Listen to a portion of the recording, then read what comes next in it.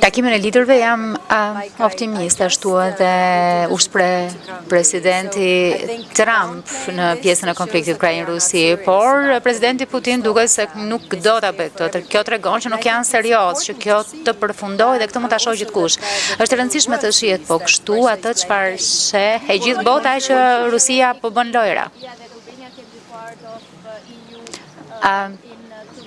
A mendoni që Shqipëria mund të jetë pjesë e BE-s në 2030-ën? Po, mendoj që Shqipëria po bën një progres të shkëlqyer kur vjen fjala për reformat, ato që janë të nevojshme dhe po kështu për ne është në anën tonë duhet bërë, pra nga ana e Europës duhet bërë hapat e dura, pra ju duhet bëni reformat për shembull në sundimin e ligjit, perspektivën e kështu me radhë, por ka një moment politik ku të gjithë duan që procesi i zgjerimit të ndodhë, nuk ka qenë më parë dhe ndërkohë kjo nuk është e nevojshme vetëm për vendet e Ballkanit Perëndimor, por gjithashtu edhe për Bashkimin Evropian, sa i përket fuqisë vetë ekonomike e geopolitike.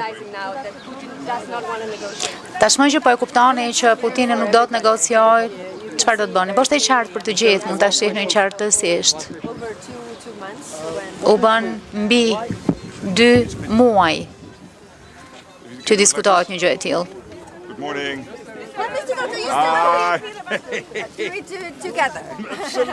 Mirëmëngjesi, po flasim të dy së bashku.